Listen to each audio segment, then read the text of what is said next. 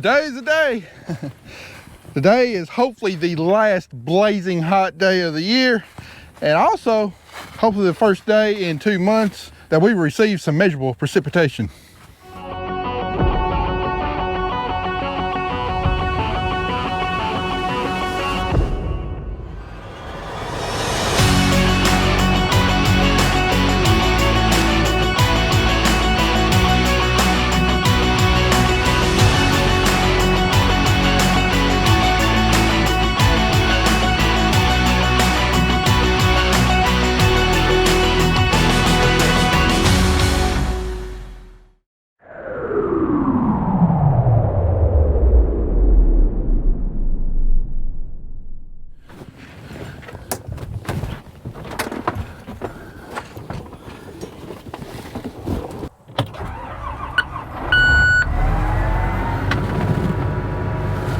Yeah, we went from relatively mild and pretty pleasant to ungodly hot again for one day. We got a warm front that's rising, and they're talking about a high of 98 degrees today on what's today, September 5th.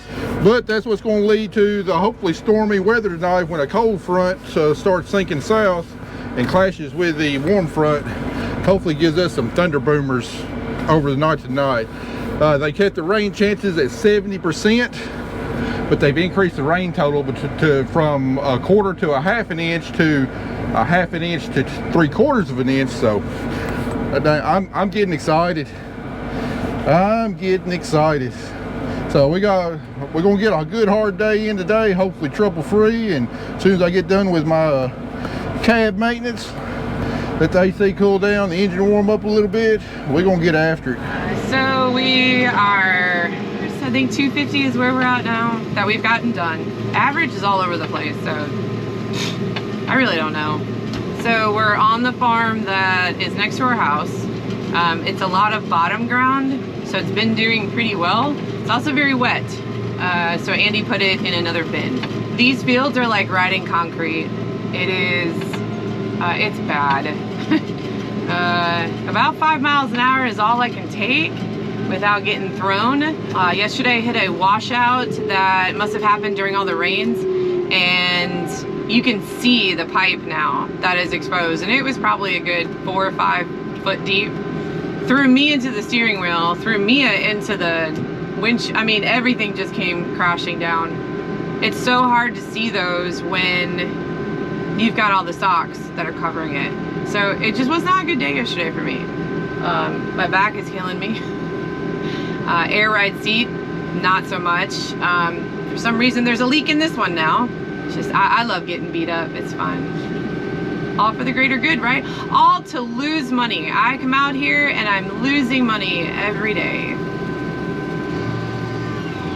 And then to have people on the internet just tell you should just go out of business, and how farmers are welfare queens. Really wish I was. That, you know, we take all these subsidies and we drive brand new Denali's and brand new tractors and equipment. It's not true. And it's so frustrating when we are hurting so bad as a whole, and these people will just come after you regardless if you're doing good or if you're like, it doesn't matter. It doesn't matter anymore. They are so far removed and they don't understand this lifestyle. Like, I fear for my children. I fear for our grandchildren. Like, we're gonna have a grandchild in January and my own son is worried. So I don't know. I'm just gonna put it in the Lord's hands because that's all I got. That's all I got. But it's gonna be a good day. It is warm. It's supposed to be a high of 98, which I like. Because it is a drought, there's no humidity. Like, in the morning you go outside and it's 100% humidity, but by like 9, 10 a.m. it drops all the way down to 40%. That just shows you you're in a drought, because there's no moisture out here whatsoever. Yeah, that's pretty much it. I'm gonna go get my butt whooped today, so. All right, we're going to start off the day today in our last high yield field on this farm. and this should be some of my highest yielding corn this entire year, because we're down here in the 14-acre bottom on the home place where we had 2/3 of this field tiled back this spring. So we know we lost a little bit of yield on the front end from all the rain that we had, especially in May and the first part of June. I mean, we lost some nitrogen. The soils were saturated for a long time. You know, it's stunning the corn crop. We lost some yield there. There's no doubt about that.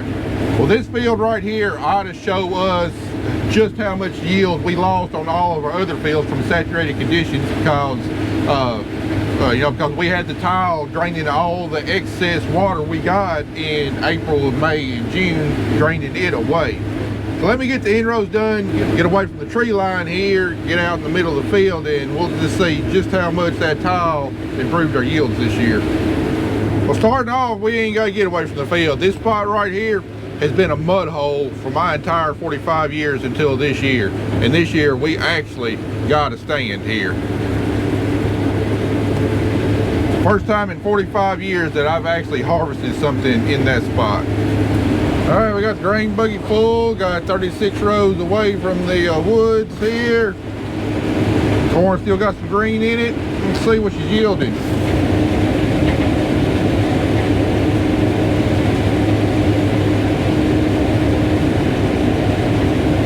Unfortunately, not the spectacular corn I was hoping for, but it's still better than what I've done in past years. So I don't know, maybe all that soil disturbance we did, running the tile plow through, and then we had to disc that part of the field, you know, smooth it all out, everything, you know, with the drought and everything. And I don't know, that might be the reason why. I'm not gonna lie, I was expecting more though this year, but we'll definitely track this field over the next few years. And you know, once, you know, now that the tiles installed and all that soil and stuff get resettled, you know, reestablish itself, get soil structure built up, we'll keep track of it and see if it continues to improve as the years go on.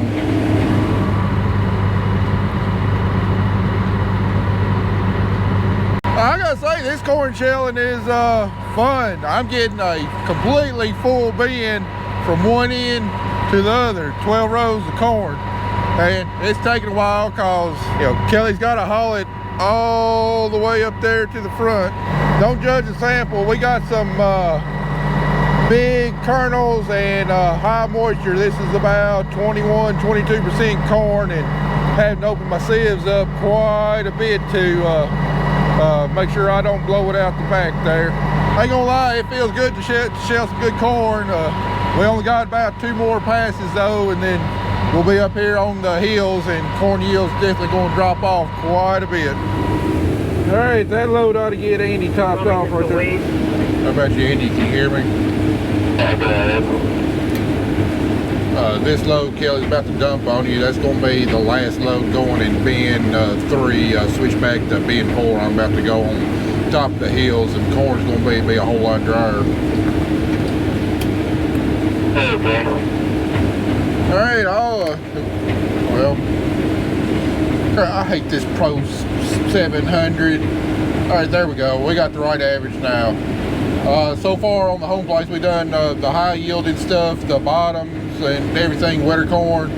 So you average 161 bushels an acre, but look at that moisture, 18.8%. It's definitely going to have to be dried down. So like I said, that's why we were putting it in bin 3, an empty bin, putting wet corn on the bottom, and we can run the fans on it and dry it out. But now that we're about to go up here on the hills, you know, that corn, based upon what I was doing yesterday, same variety, I mean, it's probably going to be in the 13.5-14% moisture. So we can start putting that back in bin 4 on top of, you know, on top of some more dry corn. Now we got a little bit longer season corn yet left to shell. We got some decalb, you know, 68-35. That's 118 day. Then we got some 69-99. That's 119 day. But I'm sure by the time we get to it, it's not going to be any wetter than what this 67-44. Still going to be a couple days before we get to it. Hopefully more than a couple days if we get rained out tonight. I'm going to show you how bad it is. I am going 6.5 miles an hour across this. I have 13,000 pounds left in the buggy, and I mean, it's bad. Trying to find a happy medium to get across. You can't. Oh, Jesus. Oh, I'm so sorry, Mia. It's never been this bad. And I'm trying to be really good on the equipment because we don't need anything to happen and we have to pay for things. Just don't even say the words because you understand.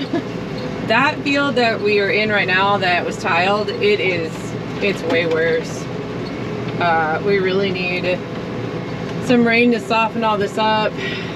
And this is a first.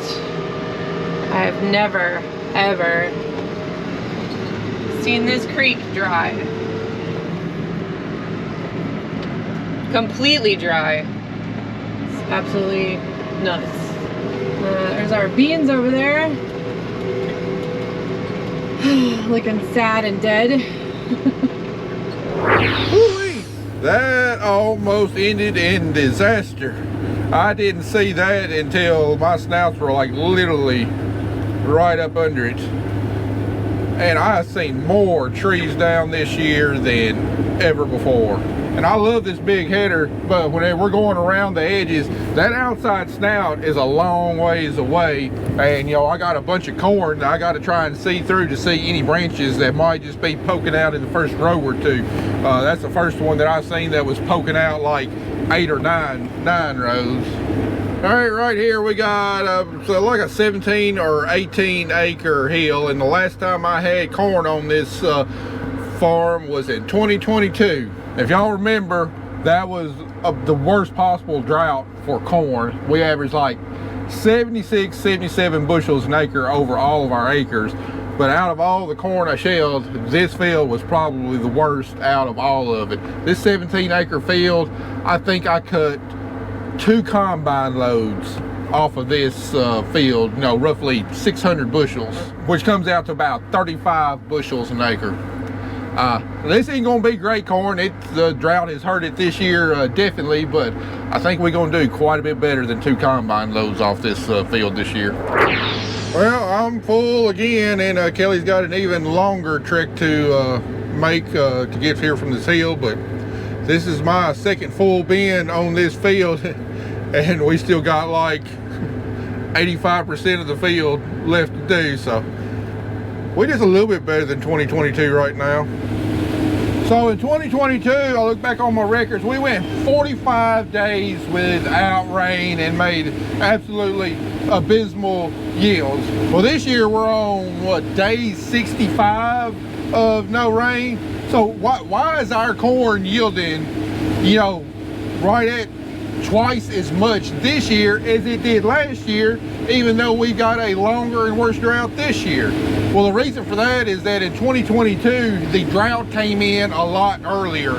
It was starting to be in full effect there in early to mid-June, right before our corn started tasseling and pollinating, whereas this year, you know, our drought started about a month later than what it did in 2022. And in 2022, it did severe damage to the corn at the most critical time of the year, which is tasseling and pollination. Also, in 2022, I was planting all Pioneer corn, and Pioneer's got some great corn, but all the varieties that I've planted have one fatal flaw to them. If it experiences severe heat and moisture stress right there at tasseling, a lot of their varieties just don't put on an ear. So a lot of my corn plants I had out in the field were barren with no ear, even though we started getting rain later in the growing season.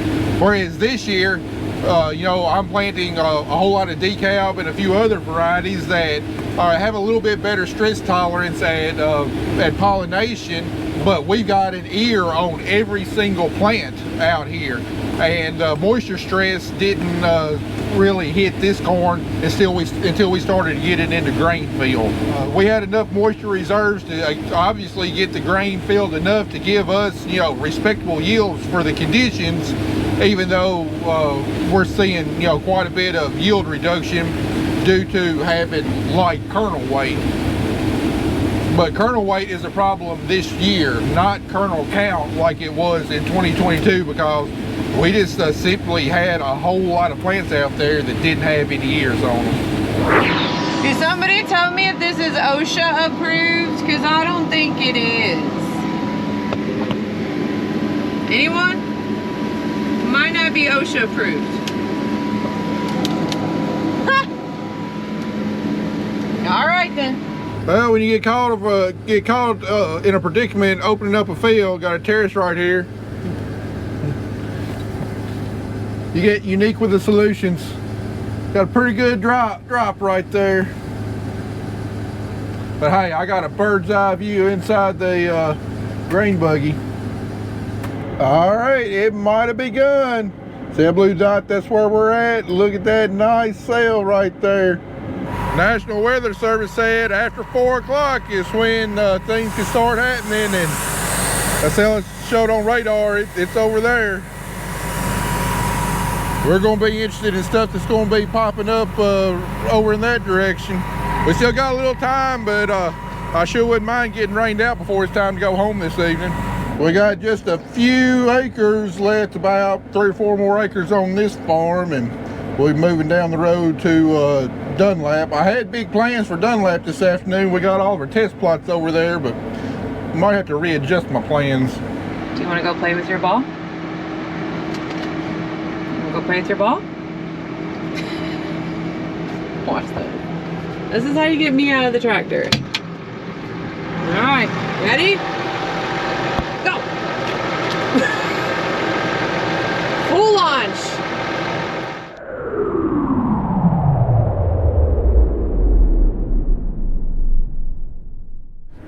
Alright, we just got moved over here to Dunlap Farm. It's about 5 o'clock, and I had big plans for this farm today. This is the farm where we've got vast majority of our test plots at. We got our ripping plots, we got our University of Tennessee variety trials, and we've also got the NutriCharge plots. But since how it's 5 o'clock, and I still got to get everything laid out, I think we're going to save all the test plots to either tomorrow or Monday, just depending on whether we get rained out or not. We got enough on this farm to keep us busy for the rest of the day, so we're going to go ahead and get all of our plots and stuff laid off, and then cut on everything that's not test plot related. I've got University of Tennessee and Pioneer lined up to be out here tomorrow morning for variety trials. And if it doesn't rain, we'll do the trial work then, and I'll get them to help me weigh the NutriCharge plots rather than using the scale on my grain buggy, because those scales on those weigh wagons that Pioneer and UT uses, they measure in 2-pound increments, whereas the scales on my grain buggy weigh in 20-pound increments, and we won't be just as accurate as we can be with those NutriCharge plots, just making sure we're giving a real good accurate representation of what the product is either doing or not doing. Anyway, I really don't expect a whole lot off of this farm. It's not really a bottom, it's not really a hill. It can be decent soil, however, it's got a lot of white dirt in it, which I talked about that in other videos. It can be good productive soil, but once you get in a drought situation, it just quickly shuts off everything to the plant, and that's what we saw this year. This corn was some of the most drought stressed that we had, even though it's on deeper soil. Not really expecting a whole lot off this farm. I've been pleasantly surprised on pretty much all of my other farms. I think I'm going to be a little disappointed on this farm when it's all said and done. But the last farm came in at an average 152 bushels an acre, so really good. That's the highest average so far of all of our farms. A lot of that was due because it had more deep bottom ground on it than what any of my other farms had. So anyway, my initial guess on what the corn crop was going to average overall at the beginning before we ever started was 136, and right now through 271 acres, our rolling average is sitting at 141. So, and once we get done with this farm, the yield's only going to go up from there, because we're going to get to our good corn once we get shifted up into Madison County. Well, I said I was going to be disappointed with this field. I didn't think I was going to be this disappointed, and the biggest problem is not due to drought. See all that short corn? See all these weeds over here? This end of the field is especially worse. Water damage was the biggest problem over here. I mean, look at this coming up right there. I mean, short, stunted, runny. I mean, ain't hardly anything on the cob. You know, in addition to, you know, being white ground, another property of white ground is it's typically poorly drained. And this is one of my poorly drained farms. In fact, it's so poorly drained, so wet natured in the winter that, I mean, we've never even planted wheat on this farm. And all that rain we got after planting, I mean, we got something, what, like 15, 16 inches in May, quite a bit more in June. I mean, it was raining on me as I was trying to side dress this. Water damage, that caused a big problem on this farm. And because of all the rain, the water damage had an extremely shallow root system, and when it turned off hot and dry, all of a sudden the ground quit producing. I mean, it's a worst case scenario. I mean, it's gonna get better than what I'm showing you right here, what we've done so far. But this farm so far, I've cut a little over half of a truckload, yielded 91 bushels an acre. I mean, just plumb terrible. And it's gonna get better as I go across the field, but you know, a whole lot of short passes like this right here, it's gonna add up in a hurry. And the inrows was awful too. But the good thing is that it's not a surprise to me. I knew that this farm was going to be mighty disappointing, because I know what it's capable of, and I knew it was going to be a long ways from that this year. So not only did Matt rip this field up, and he sprayed it not with the rose, he sprayed it against. So, and then when he had to spray, it was really, really wet. So this is why it is downright horrible. I'm trying to like laugh about it because it's not funny, but 3 miles an hour, and I never thought I could get a tractor to lift off the back, you know, the front wheels up, but I did earlier. That was fun. And I don't know, is that a test plot, Matt? Did you forget to plant it, or we're gonna call that a test plot? That's what we're gonna do. So I'm just trying to, oh, bless it. I'm just trying to make it back to the truck. That's all I really want to do. Oh, could you imagine if I went like 8 or 9 miles an hour over this? Oh, I know. She's growling.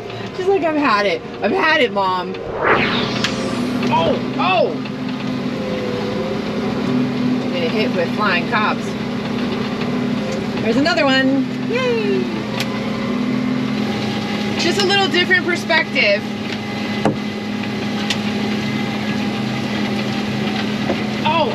Oh, that one went far. Okay. We are chunking a whole lot out the back, but nothing you can do about it. Oh, okay. All right, time to get rid of the auger before I get yelled at on the radio.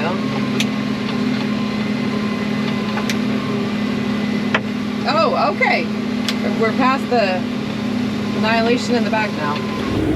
Well, it's going to be the last pass for the day. We've got everything done except for the test plots. I got about 18 acres worth of test plots on this farm. Got my ripping plots over here.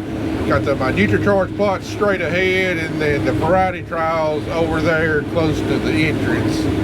Yield is extremely disappointing there. Average of 102. There's just too many wet places like this place right here where it's just not yielding worth a darn at all. Well, I was real excited about the rain earlier today, but the same old is happening. They've lowered our rain chances to a 60% chance of rain, and we're back to a quarter of a half an inch. So still a really good chance, but I think the cold front's already moved through, because about 45 minutes to an hour ago, you tell the wind was blowing the corn. I checked my weather station at home, and wind's already shifted out of the north. So really depending on that frontal boundary to give us some good thunderstorms. So I'm sure we're probably gonna get something overnight in the next morning, but it doesn't look like it's gonna be the drought buster that I was really hoping it was gonna be. Oh well, it's gonna rain real good here at some point. Well, that's gonna work out just right. Gonna have pretty close to a truckload on the last pass of the day. All right, that's gonna be it for today. Everything left over here is test plots. Yeah, I know. It'll probably take me about 20 minutes to get to the front. Yeah, Andy made the mistake of spraying when it was wet instead of going with the rows. He came across the field, across the rows. We got like 4-inch deep sprayer ruts every 100 feet down through the field. Anyway, go up here, get this combine blown off real good, because I hope it gets wet tonight, and then we'll see what good Lord brings us overnight tomorrow morning. He would do that to me. All right, let's go. See how long it takes us to get up there without bucking this tractor. It's pretty bad when the combine is bouncing from the back end. It's always an adventure out here at Griggs Farms. I just don't want a tire to blow, or something to break, just because we can't afford it. So I'm gonna go slow and do the best I can to deal with the harvest and the year from absolute hell. Well, we got the part in for our tarp back here, so gonna try and get that fixed tonight, just in case it doesn't rain overnight. But see those spots on the concrete there? Yes sir, stuff is building up. Let's see if I can catch one here. Oh yeah, look at that lightning. I'll go ahead and back her here in the edge of the shop, just in case it starts coming a downpour, which I hope it does. Oh, you hear that? Got 4 raindrops on my windshield pulling in. Yeah, it's a fat raindrops. You hear that? You hear that thunder? Yes, I do. I see the lightning, hear the thunder. I forgot what it sounds like. Brings more humidity this way. Anyway, this right here is what we got to replace. Ours broke in half. We've been modifying it over the last few years. Those little rivets that are supposed to hold it in did not hold very long the first time Zach and I installed it. And I don't know, I think our arm right there is a little past vertical and not quite lined up right. So we'll do a little bit of measuring, see if we can get it lined up and get it to where it's rolling nice and true.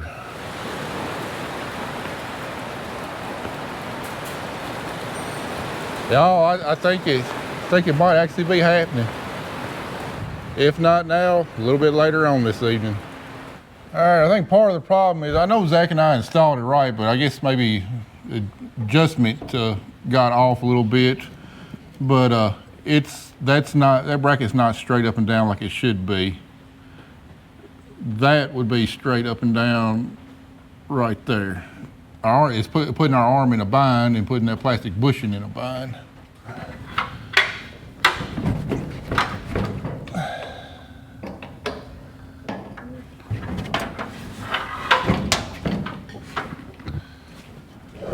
All right, we did a little modification. Originally, this plastic bearing in here is supposed to have 2 holes drilled and have a rivet going in there to fasten that to the pole.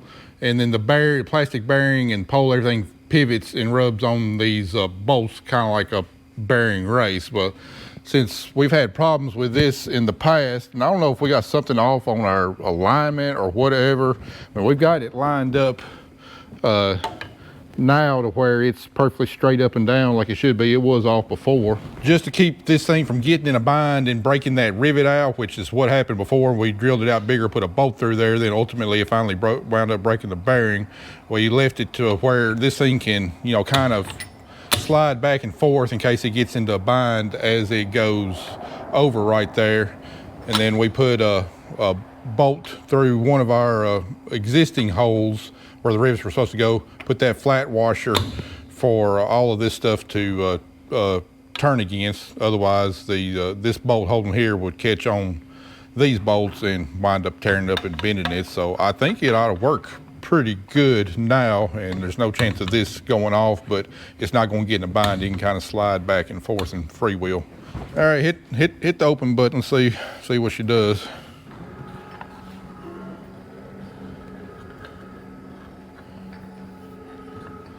Oh yeah, look at that right there.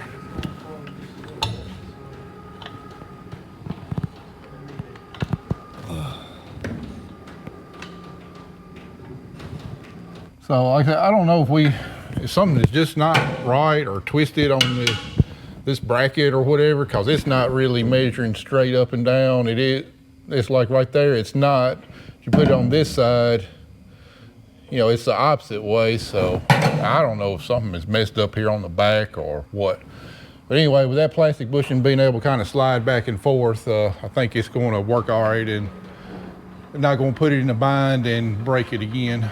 That's my theory anyway. We'll give it a shot, see how well it works. If when they do some fixing later on, we'll do it, but otherwise this will keep us going during corn harvest, especially now that we're getting away from the shop and we need to be tarping this thing every time we come back.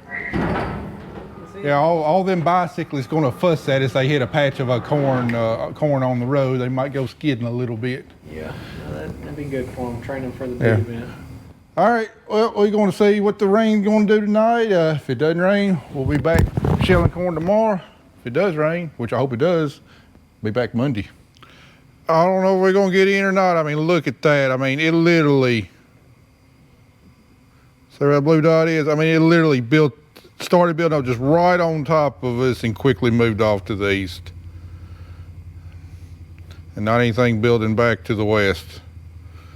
I mean, my gosh, I mean, what does it take to buy a freaking good rain?